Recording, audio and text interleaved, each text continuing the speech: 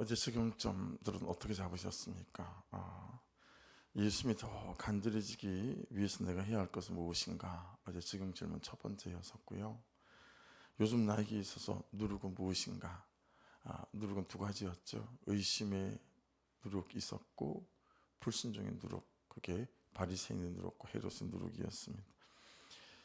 또 배설물을 먹는 마음으로 절박하게 죽을 둥살둥 적용해야 하는 것은 무엇인가? 저는 개인적으로 너무 예배로부터 멀어져 있고 전화를 하고 카톡을 하고 찾아가기도 해도 예배에서 공동체에서 이렇게 멀어진 사람, 받지도 않고 이제 그런 사람들에 대해서 이렇게 스스로 마음이 이렇게 좀 어려워질 때가 있어요. 그래서 내 의심이 누룩 그것과 관계없이 그냥 끊임없이 하나님 앞에 잘 올려드리고 기도하고 그러는 것들도 또 다시 적용해서 또 해보고, 그 다음에 그 3번 죽을 둥살둥 적용해야 하는 거, 교회 전체 매뉴얼을 새로 정리를 해서 여러분들하고 컨퍼런스를 하고 싶어 하고 있는 거고요. 이제 거기에 제 개인 또 일정들을 이렇게 녹여 또 넣고 해서 일정대로 매뉴얼대로 그렇게 잘 좀 살아보는 거, 이제 그런 것들을 제가 좀 죽을 둥살둥 적용해야 하는 거, 그런 식으로 저는 적용점을 좀 잡았습니다. 자, 오늘 말씀은 두 가지 질문에 대해서 정확한 대답을 여러분 스스로 또 제가 할 수 있다면, 또 알고 있다면 이 세속적인 세상에서 길을 잃지 않고 승리하는 삶을 살아갈 수 있겠다라고 하는 건데요. 하나는 나는 누구인가에 대한 질문에 대한 대답입니다. 나는 누구인가? 이게 굉장히 중요하거든요. 창세기의 대답은 뭐죠? 나는 누구인가에 대한 대답입니다. 또는 나는 하나님에게 누구인가에 대한 대답이기도 하고요. 그래서 내 존재의 시작이 어디서부터 시작되어졌는지, 내 존재의 의미는 어떻게 되고, 내 존재의 가치는 무엇이 되고, 또 내 존재의 목적은 무엇인가, 이런 거죠. 그래서 하나님이 나를 복의 근원으로 부르시고, 그리고 이 세상에 축복을 흘려보내는, 유통시키는 그런 인생으로 불러주셨다라고 하는 거, 이게 여러분 창세기를 정리하는 게 굉장히 중요하거든요. 그런데 어떻게 되죠? 이런 존재적 시작과 의미와 가치가 하나님만 있었던 우리가, 내가 존재적으로 타락했다라고 하는 거, 이 이해가 되게 중요합니다. 또 다른 하나는 나에게 예수님은 누구신가 라고 하는 거죠. 예수님께서 나에게 해놓으신 일, 하신 일이 무엇인가, 이 질문에 대한 대답이죠. 오늘 말씀은 이 두 번째 질문이 있고 이 두 번째 질문에 대한 대답들이 있는 그런 이제 말씀입니다. 그래서 29절을 보시면 또 물으시되 너희는 나를 누구라 하느냐? 베드로가 대답하여 이르되 주는 그리스도시니이다 하며, 세상 사람들은 됐고 이제 제가 번역하면 너한테 나는 누구냐? 이렇게 이제 물은 거죠. 이거 언젠가 말씀을 나누면서 가이사라 빌립보에서 이 말씀을, 이 질문을 주님께서 하셨다라고 하는 것은 대단히 중요한 측면이 있다라고 말씀을 나눈 적이 있죠. 황제를 우상처럼 떠받들고 또 수많은 신전이 있는 이 도시에서 야 너한테 나는 누구냐 라고 물은 것은 대단히 중요한 측면이 있다라고 했습니다. 자, 여러분, 예수님이 이 시간 오셔가지고요, 우리 각자에게 야 너한테 나는 누구니? 라고 물어보신다면 여러분의 대답은 무엇입니까? 나의 대답은 어떻게 할 수 있을까요? 저에게 질문하며 묵상했을 때 가장 먼저 나온 대답은 그냥 저는 구원이요, 예수님은 제 구원이 있습니다, 이 대답을 제가 가장 먼저 하지 않을까? 두 번째는 예수님은 제 이유가 되십니다 라는 것입니다. 예수님이 내가 살아가는 목적이시고 이유가 되는 거죠. 그 두 가지로 저는 간단히 정리가 되더라고요. 베드로의 대답은 무엇입니까? 메시아였습니다. 네. 야, 너한테 난 누구냐? 주는 그리스도십니다. 마태복음 16장 16절에는 이 말씀들이 좀 더 잘 설명되어져 있지만 오늘 본문에서는 그냥 그리스도이십니다, 메시아입니다, 이렇게 베드로가 딱 정리를 한 겁니다. 예. 내 삶의 메시아이고 내 인생의 메시아이고 내 염려의 메시아이고 또 내 문제의 메시아이고 내 사건의 메시아가 되십니다 해서 견디게도 하시고 버티게도 하시고 참게도 하시고 이기게 하시고 고치시고 일으키시고 낫게도 하시고 그렇게 결국에는 나로 또 내 인생이 살아나게 하시고 새 인생 되게 하시는 메시아입니다. 여러분, 이것이 베드로의 너에게 난 누구냐? 라는 질문에 대한 대답인 거죠. 근데 여러분, 베드로의 대답을 이렇게 보면서 베드로에게도 그러하고 우리에게도 그러하고 메시아에 대한 심각한 오해가 있구나. 이 메시아에 대한 오해가 교정되거나 수정되어져야 되겠구나 라는 것을 말씀 안에서 깨닫게 되었습니다. 자, 32절을 다시 같이 한번 읽겠습니다. 32절 시작. 드러내놓고 이 말씀을 하시니 베드로가 예수를 붙들고 항변하매. 자, 여러분, 왜 베드로가 항변했습니까? 31절 말씀 때문이에요. 31절에 예수께서 뭐라고 말씀하셨냐면 인자가 많은 고난을 받고 장로들과 대제사장들과 서기관들에게 버림받아 죽임을 당하고 사흘 만에 살아나야 할 것을 비로소 그들에게 가르치시되, 예수님이 내가 많은 고난을 받을 거다. 두 번째, 장로들과 대제사장들과 서기관들에게 버림받을 것이다. 베드로의 기대는 그렇지 않았거든요. 그들을 다 예수의 발 아래 딱 밟고 그들을 이기고 그들을 다스리고 통치하는, 그게 베드로에 대한 베드로의 꿈이거든요. 그런데 그들로부터 버림받, 오히려 그들의 무릎에 그냥 발 아래 무릎 꿇게 될 거다라고 예수께서 말씀하시는 거예요. 세 번째는 뭐죠? 결국은 죽임을 당하게 될 거다. 베드로가 생각하는 메시아 간하고 그가 꿈꾸는 것하고 완전히 다른 것이요. 이건 베드로가 기대한 것이 아니었습니다. 베드로가 기대한 메시아는 어떤 메시아입니까? 나를 잘 되게 하는 메시아죠. 그렇죠? 나의 꿈을 이루어주는 메시아죠. 나를 행복하게 하고 안정감 있게 하고 편안하게 하는 메시아입니다. 그렇죠? 사람들에게 싫은 소리 듣지 않고 고생하지 않고 이런저런 불행한 사건들을 겪지 않게 하는 메시아죠. 어디로 가든 절대적으로다가 결국에는 머리가 되지 절대는 꼬리가 되지 않게 하시는 메시아.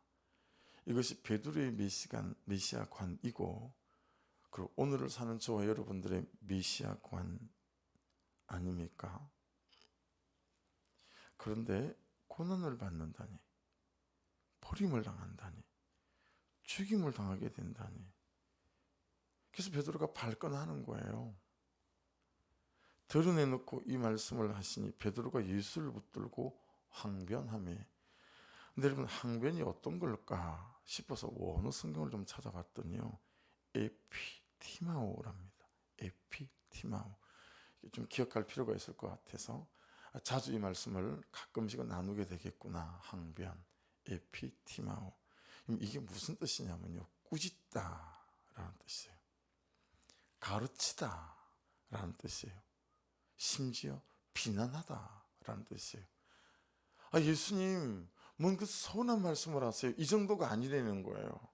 예수님, 이건 아니시요. 이런 정도의 말이 아니고요. 예수를 딱 붙들고 앉아서 꾸짖는 거죠. 그리고 가르치는 거예요. 심지어 어떻게 했다고요? 비난했다라는 거예요. 그러니까 여러분, 예수를 세 번 부인한 것만큼이나 나중에 훨씬 더 심각한 것은 여기에 있는 거예요. 그렇죠? 그리고 예수를 3번이나 왜 부인할 수밖에 없었냐면 이런 메시아관을 갖고 있었기 때문에 예수를 부인할 수밖에 없었구나. 또 참 말씀 안에서 큰 은혜와 깨닫는 바가 있는 것 같아요. 예수님 정신 차리세요. 지금 뭔 정신 나간 소리를 하는 거예요 지금. 뭐 이런 거잖아요. 제가 이런 소리나 들으려고 예수님 쫓아다닌 줄 아세요? 내 직업을 버리고 내 건물을 버리고 내 배를 버리고 내 부모를 다 뒤로 하고 베드로는 결혼했단 말이에요. 가정을 뒤로 두고 예수를 쫓은 거잖아요. 아니 내가 지금 이러려고 당신 쫓은 줄 아세요? 아니 뭐 그런 헛소리를 하십니까? 이런 거예요 지금 여러분 항변의 이 에피티마의 뜻은. 제가 이런 사건이나 겪으려고 이런 현실과 맞닥뜨리려고 예수 믿은 줄 아세요? 여러분 이 3번째 제가 방금 드린 이런 항변은 가끔씩 제법 여러분들이 하는 항변 아닙니까? 내가 이런 사건이나 겪으려고 내가 새벽을 깨우는 줄 아세요? 뭐 이런 거예요. 여러분 베드로의 메시아는 뭐죠? 기복적인 메시아입니다. 기복적인 메시아가 아니에요. 그래서 오늘 제 큐티 제목도 성경에 없는 기복적인 반똥가리 메시아관인데 너무 길어서 반똥가리는 뺐어요. 오늘 유튜브에 올리시는 거 보면 그냥 성경에 없는 기복적인 메시아관이에요. 베드로 안에는 눈에 보이는 예수 말고 자기가 그린 예수가 따로 있는 거죠. 베드로 안에는 성경에 있는 복음 말고 자기가 꿈꾸는 복음이 따로 있습니다. 그러니까 삶이 해석이 안 되는 거예요. 말씀으로. 이런 일은 일어나면 안 되니까. 근데 그게 제 모습이고 여러분의 모습일 수 있죠. 여러분 오늘 말씀 앞에서 우리는 우리를 좀 인정해야 되지 않을까 싶습니다. 우리 메시아에 대한 이 생각의 굳은 살을 칼로 잘 도려내야 되겠다. 그리스도인의 삶, 예수 믿는 삶, 신앙생활에 대하여 교정과 수정이 필요하지 않을까. 예수님의 삶이 내가 많은 고난을 받을 것이다.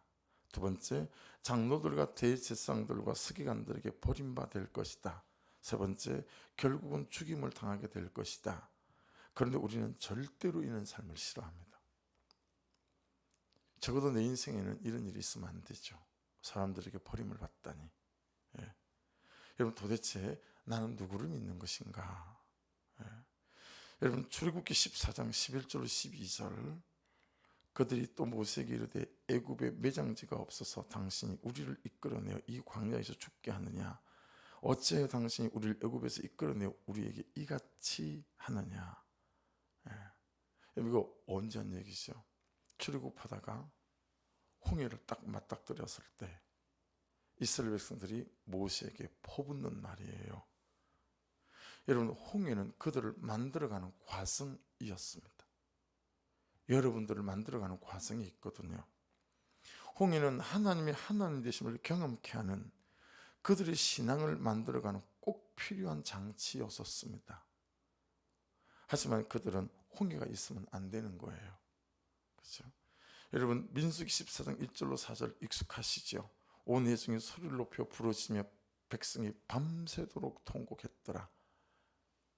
150만에 가까운 이스라엘 백성들이 전부 텐트 바깥으로 나와서 그러면서 이 광야에서 죽었으면 좋았을 것을 또 여호와가 우리를 그 땅으로 인도하여 칼에 쓰러지게 하려 하는가. 한 지간을 세우고 우리가 애굽으로 돌아가자. 이거 어디서 한 말이죠? 가데스 바네아에서. 여러분 왜 이랬습니까? 12명의 정탐꾼이 가나안 땅을 다 돌아보고 40일 만에 돌아오더니 그 땅 거주민은 너무너무 강하고 안악자손이고 성읍은 견고하고 힘이 크고 우리가 능히 올라가서 그 백성들을 치지 못할 거다. 그 정탐한 땅은 거주민을 삼키는 땅이고 거기서 본 모든 백성은 신장이 장대한 자들이고 우리는 스스로 보기도 메뚜기 같더라. 이 말하고 난 다음에 그렇게 반응한 거죠. 여러분 33절을 보십시오. 오늘 본문 예수께서 돌이키사 제자들을 보시며 베드로를 꾸짖어 이르시되, 예수께서 막 베드로가 예수께 항변했더니 베드로를 꾸짖어 이르시되 이 사탄아 내 뒤로 물러가라. 이거 언어적으로 보면 훨씬 더 정말 과격한 단어를 쓰셨어요. 내가 하나님의 일을 생각하지 아니하고 도리어 사람의 일을 생각하는도다 하시고. 그러니까 여러분 잘 생각해 보세요. 인간의 생각으로 생각하지 않고 하나님의 생각으로 좀 생각하기를 해라. 여러분 어떤 일들이 벌어질 때마다 사람의 생각으로 생각하기 말고 하나님의 생각으로 생각하기, 이게 훈련되어져야 된다. 하나님께서 이 홍해를 주신 이유는 우리를 죽으라고 주신 게 아닐 거야. 그렇다면 그분께서 우리를 출애굽시켰겠어? 여기서 하나님이 하실 일이 있을 거야. 하나님의 생각으로 생각하기. 예. 우리를 그 안악자손에 죽으라고 여기까지 인도하셨겠어? 하나님이 이 속에서 하실 일이 있을 거야. 할렐루야. 예. 하나님의 생각으로 생각하기가 필요하다는 거예요. 더 큰 문제는 뭐냐면 31절을 다시 읽습니다. 인자가 많은 고난을 받고 장로들과 대제사장들과 서기관들에게 버림받아 죽임을 당하고 밑줄입니다. 사흘 만에 살아나야 할 것을 비로소 그들에게 가르치시되. 여러분 부활에 관심이 없어요. 왜 그럴까요? 죽는 게 싫기 때문에 그렇습니다. 네. 여러분 저 천국에 대해서 왜 소망이 없을까요? 그것 때문에 이 땅에서 말씀대로 살아가는 것에 대해서 싫은 거예요. 다시 분명히 말씀드립니다. 이거 여러분 잘 좀 귀 있는 자는 들을지어다, 이런 말씀이었으면 좋겠어요. 예수님은 하나님의 심판대 앞에서 부활하신 게 아닙니다. 저 천국에서 부활하신 게 아닙니다. 이 땅에서 죽어 시신을 안치한 이 땅의 무덤에서 3일 만에 부활하셨습니다. 이 땅에서 사망 권세를 이기셨고 이기는 것을 보여주셨어요. 이 땅에서 이기셨다고요. 예. 이 땅에서 이기셨고, 이 땅의 죄를 이기셨고, 이 땅의 병을 이기셨고, 이 땅의 절망을 이기신 줄로 믿습니다. 할렐루야. 춘천 한마음교회 성도들이 이걸 붙잡는 거죠. 이 땅에서 이것들을 이기셨으니, 부활하셨으니 내 이것 속에서도 부활케 하시는 주의 권세와 능력이 있다. 이거 붙잡고 믿는 거죠. 예. 그래서 여러분 지금 우리가 해야 될 일이 뭐냐면 34절입니다. 34절 같이 읽습니다. 다시 한번 시작. 무리와 제자들을 불러 이르시되 누구든지 나를 따라오려거든 자기를 부인하고 자기 십자가를 지고 나를 따를 것이니라. 아멘. 여러분 길을 정하시는 분은 하나님이시래요. 그러니까 여기서 우리가 여기서 순복해야 돼요. 야, 너의 길을 정하는 건 나다. 너는 순종하면 된다. 이런 요즘 아이들이 정말 싫어하는 강압적인 그런 메시지일 수 있어요. 또는 이것이 너의 길이다. 이것이 너의 삶이다. 여러분 34절을 보면 이런 말씀 되어지는 것 같지 않으세요? 너 기대를 바꿔라. 너 기대를 내려놔라. 네가 가는 길은 자기를 부인해야 되는 길이고 자기 십자가를 져야 되는 길이고 그렇게 나를 따라야 되는 길이다. 여러분 새 그림, 새 인생 받았는데 그림을, 그 그림이 길에 대한 그림이라면 여러분하고 저하고 베드로가 꿈꾸는 이 길은 어떤 길이죠? 12차선 고속도로예요. 뻥 뚫린 쌩쌩 달릴 수 있는. 그런데 딱 받았던 내 인생의 이 길에 대한 그림을 보니까요, 그냥 샛길인 거예요. 요만한 골목길인 거예요. 그리고 막 힘들게 올라가는 산의 길이고 계곡의 길이고 꼬불꼬불한 언덕길이고 이런 거죠. 근데 그렇게 말씀하시면서 뭐라고 말씀하시는 거죠? 너는 부활의 소망으로, 은혜로, 성령의 충만으로 그 고난들을 끌어안아야 된다라는 거예요. 그 고난의 배를 타고 건너야 된다라는 거예요. 예. 그렇게 지금 말씀하시는 거죠. 그리고 그 끝에 부활이 있다. 예. 라고 하는 거죠. 여러분 38절은 보십시오. 누구든지 음란하고 죄 많은 세대에서 나와 내 말을 부끄러워하면 인자도 아버지의 영광으로 거룩한 천사들과 함께 올 때 그 사람을 부끄러워하리라. 여러분 나와 내 말을 부끄러워하면 이건 뭐예요? 말씀대로 살아가는 내 삶, 내 길, 내 방식 부끄러워하지 마라 라고 하는 거죠. 말씀대로 살아가는데 내가 가난해요. 근데 우리는 가난을 말씀대로 살아가면서 찾아오는 가난을 부끄러워하는 거죠. 믿지 않는 내 친구가 잘 나가는 친구들을 만났을 때 그게 주눅들어하고 그런 의미들도 여기 있다라고 하는 것입니다. 그래서 여러분 자기를 부인하고 거기 한번 적어보십시오. 자기를 부인하고 아파르네오마이라는 단어입니다. 아파르네오마이. 자신의 것이 아니라고 포기해라. 예, 내가 내게 아니고 하나님 거다. 예, 이거 뭐죠? 삶의 추구의 핵심도 되고 생활 방식의 핵심도 되죠. 내가 지금까지 살아오던 방식을 내려놓고 하나님이 말씀하시는 말씀이 말씀하시는 그런 삶의 방식을 붙잡는 거니까 자신의 것이 아니라고 포기하는 것이 될 수 있죠. 자, 자기 십자가를 지고 이게 뭐냐면 아이로라는 단어예요. 지고가 말씀을 말씀대로 지는 순종을 말합니다. 두 번째, 현실. 여러분에게 지금 붙여주신 사람이나 사건을 감사함으로 지는 순종을 말합니다. 세 번째, 사명을 부르심을 헌신과 충성으로 지는 순종을 말합니다. 어느 게 여러분은 잘 안 되십니까? 말씀을 말씀대로 지는 순종이십니까? 아니면 붙여주신 사람이나 사건 이걸 감사함으로 지는 순종이 잘 안 되십니까? 아까 읽어드린 이 이스라엘 백성들은 홍해 앞에 섰을 때 가데스 바네아에서 이 사람들이 정말 잘 안 되는 건 뭐죠? 어떤 사건이 떡 벌어지면 어떤 사람을 붙여주시면 그냥 그걸 감사함으로 지고 가는 순종이 안 돼요. 그렇죠? 여러분은 어떠세요? 저는 우리 성도들이 참 안 되는 게 사명을 부르심을 헌신과 충성으로 지는 게 참 잘 안 되는 것 같다. 예. 너무 불평이 많고 너무 불순종이 많고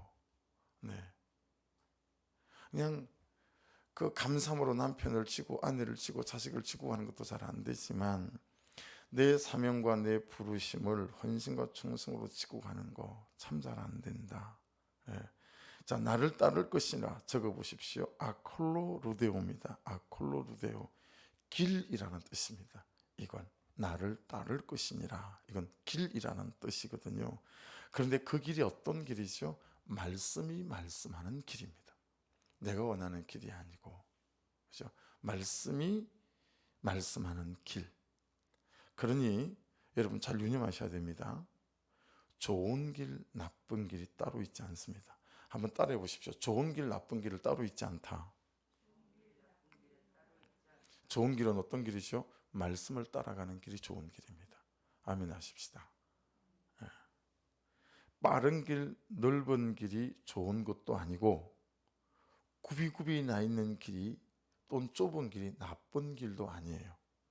그냥 하나님이 맡기신 길이 가장 좋은 길인 줄로 믿습니다. 그 하나님 맡기신 길을 묵묵히 은혜로 기도하며 믿음으로 걸어가시면 될 줄 믿습니다. 그리고 여러분 보세요. 그리고 그런 사람들을 쳐줘야 됩니다. 제발 교회에서, 목장에서. 근데 교회에서 그런 사람을 쳐주지 않아요. 전 기존 한국교회 있으면서 그런 사람 쳐주는 교회 하나도 못 봤습니다. 벤처 타고 다니는 사람 쳐주고요. 사업 잘 되는 사람 쳐줍니다.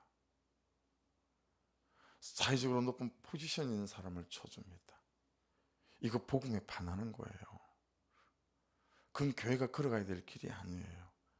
찌들어지게 가난한데 정말 말씀이 말씀하시는 대로 걸어가는 분, 제가 섬기던 교회 있었거든요. 근데 그걸 교회에서 안 쳐주는 거예요. 그래서 그분 장로님 못 됐어요. 결국은 다시 됐지만 너무 속상하고 제가 억울하고 이건 아니다 싶고 그랬거든요. 그러니까 교회에서 여러분 자꾸 잘 나가는 사람, 돈 많은 사람, 잘생긴 사람, 예쁜 사람, 여러분 이런 사람 쳐주면 안 돼요. 그건 교회 아닐 수 있어요. 교회는 너무너무 힘들게 살아가는데 그 속에서 웃음 잃지 않고 감사함을 잃지 않고 너무너무 떳떳하고 담대하게 그 걸음을 걸어가는 사람, 여전히 너무너무 힘든데 그런 사람을 진짜 쳐줘야 됩니다. 할렐루야. 우리 교회는 그런 교회 돼야 됩니다. 우리 목장들은 그런 목장이 돼야 되고요. 그 길이 좋은 길인데 우리는 그런 길을 원하지 않죠. 여러분 좋은 길 나쁜 길 따로 있지 않습니다.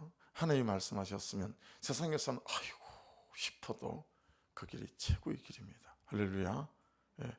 해서 사람마다 길이 좀 달라요. 길이 좀 달라요. 세례 요한의 길이 있었고 댕강 잘려서 정관에 올라가는 세례 요한의 길, 너무너무 제가 원하지 않는 길이에요. 사도 요한의 길이 있었죠. 끝까지 살아남았어요. 그리고 밤모섬에서 요한계시록을 쓰잖아요. 저는 이왕이면 그랬으면 좋겠어요. 제 그런 기도 많이 있습니다. 부끄럽게도. 근데 그게 제 연약함이었어요. 하나님, 저기 요한이면 다니엘 같은 그런 길을, 그런 사역의 길, 목회 길 걷고 싶습니다 라고 막 기도하다가 어느 날 보니까 그러면 내가 사자굴에 들어가야 되는 거예요. 그러니 하나님 사자굴은 말고 그런 길을 주십시오. 이게 그런 길은 없잖아요. 부모불에 안 들어가고 그런 다니엘 길은 없잖아요. 결국은 여러분 다 살피다 보니까 없어. 여러분 뭐 요셉은 좋습니까? 13년간 노예로 살아야 되는 거예요. 어느 길 하나 그 길을 겪지 않고 이 길을 가는 사람 있다 없다? 없어요. 좋은 길 나쁜 길이 따로 없다니까요. 말씀대로 따라가는 길이 가장 좋은 길이고 그 끝에 부활의 길이 있는 줄 믿습니다. 여러분 세상의 세속적 세계관이 말하는 좋은 길, 편한 길, 멋진 길에 현혹되어 있는 우리의 생각과 마음과 우리의 눈이 회심해야겠다. 정말 깊이 깨달아지는 새벽입니다. 지금 내가 걸어야 할 길은 어떤 길입니까? 지금 내가 있어야 할 길은 어디 길입니까? 35절 누구든지 자기 목숨을 구원하고자 하면 잃을 것이요 누구든지 나와 복음을 위하여 자기 목숨을 잃으면 구원하리라. 할렐루야. 적용 질문입니다. 나의 기복 메시아는 무엇인가? 나의 기복적 메시아가 아니라 난 꼭 성공해야 돼. 이거 기복적 메시아가 아닐 수 있어요. 그걸 소망이다, 믿음이다 오해하고 착각하지 말아야 되겠죠. 지금 내가 걸어가야 하고 있어야 할 길은 어디입니까? 지금 여러분들이 걸어가야 할 길, 거기서 투덜거리고 불평하고 원망하고 막 그러고 있지 않습니까? 가데스 바나의 이스라엘 백성들처럼 말씀을 말씀대로 져야 할 순종은 뭐죠? 감사함으로 져야 할 사람 누굽니까? 사건은 무엇입니까? 마지막 헌신과 충성으로 져야 할 사명과 부르심에 대한 순종은 무엇입니까? 이 질문 저도 해보고요. 여러분도 해보시면서 좀 대답을 찾아보셨으면 좋겠습니다. 기도하겠습니다. 말씀 붙잡고 하나님,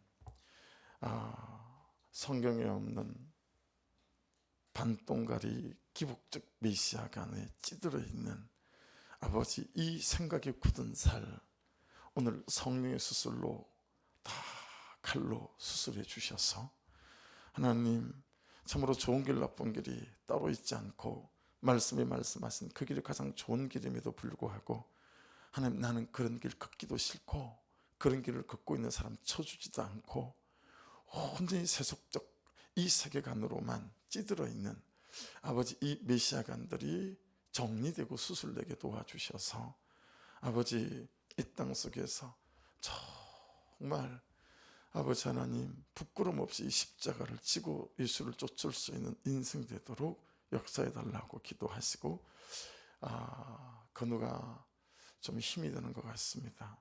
예, 이제 최고 좀 수준의 항암제를 써야 하는데 이제 이게 부작용들, 부종들이 있어서 너무 심한 부종이면 쓸 수가 없으니까요.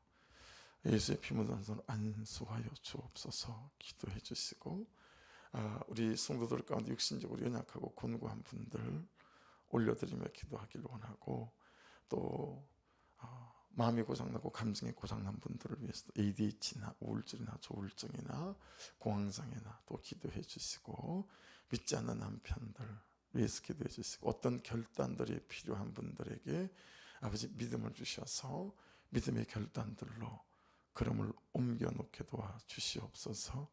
또 기도해 주시고, 예,